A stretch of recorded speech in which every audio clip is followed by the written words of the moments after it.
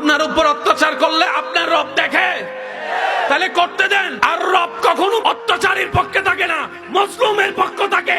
আপনার যেটাকে বলেন আপনাকে আর অত্যাচার করতে, দেখবেন সে জালিম হবে, আপনি মজলুম হবেন, আপনার রব আপনার পক্ষে দাঁড়িয়ে যাবে।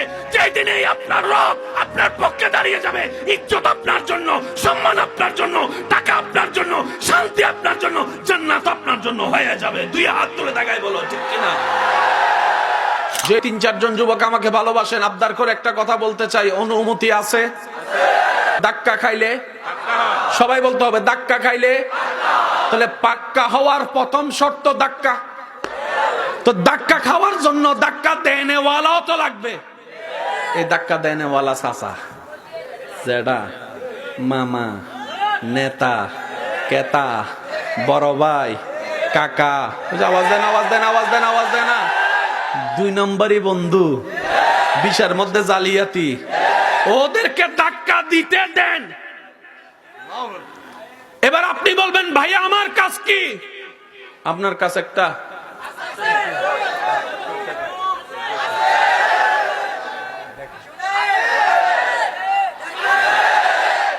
ওনার হুকুম আসা পর্যন্ত আপনার, যেই দিন ওনার কথা বলা শুরু করবে তারপরে কইেন চাচা আইও, খেলা হবে।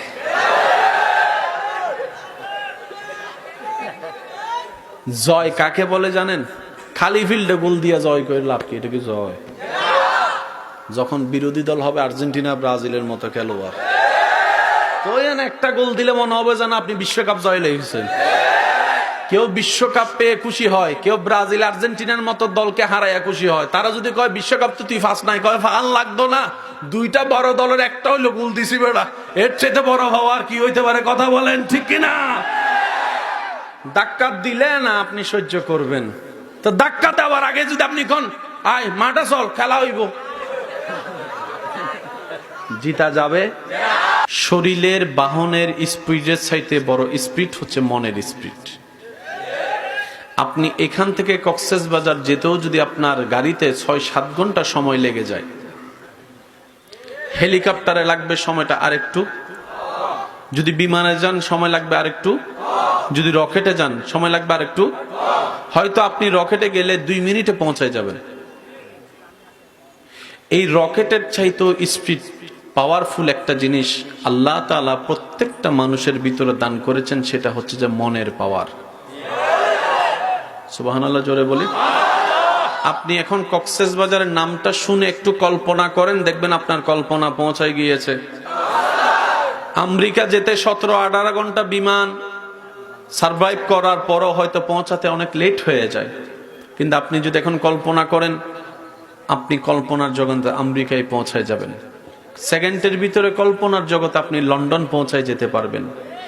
এই শক্তিটা আল্লাহ তাআলা শুধু সৃষ্টি জগতে মানব জাতির ভিতরে দান করেছেন, মানব জাতির ভিতরে দান করেছেন।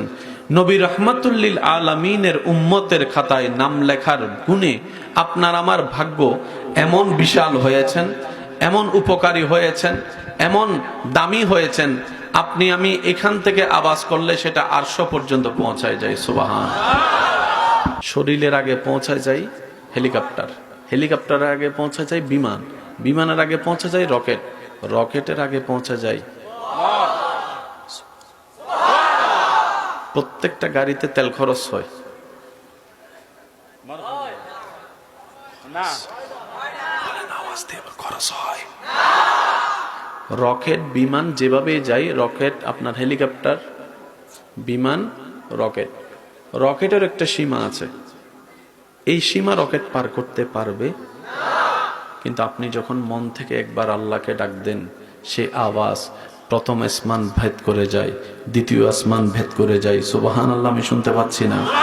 তৃতীয় আসমান পার হয়ে, চতুর্থ আসমান ছুঁয়ে, সপ্তম আসমান পার হয়ে, সিদরাতুল মুনতাহা জিবরাইলের সীমা পর্যন্ত পার করে উপরের দিকে যেতে যেতে যেতে যেতে যেতে আরশ পর্যন্ত পৌঁছায় যায়, আরশ পর্যন্ত পৌঁছায় যায়। বান্দা সিজদায় পড়ে রবের দরবারে নিজের দামি মাথা কপালকে যখন সিজদায় ঝুঁকাই দিয়ে সুবহান রাব্বিয়াল আলা আস্তে আস্তে পড়ে।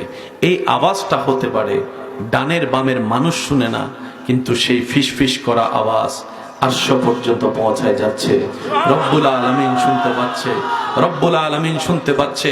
ফেরেশতা জাতি জিজ্ঞেস করে, আল্লাহ, এই ছোট্ট 3.5 হাতের মানুষের এমন শক্তি আসলো কোত্থেকে? যারা তেলাপোকা দেখলেই এক লাফে অন্যদিকে চলে যায়, সাপের নাম শুনলে রাতে ঘুম হারাম হয়ে যায়, তাদের আওয়াজে এত শক্তি হলো কিভাবে?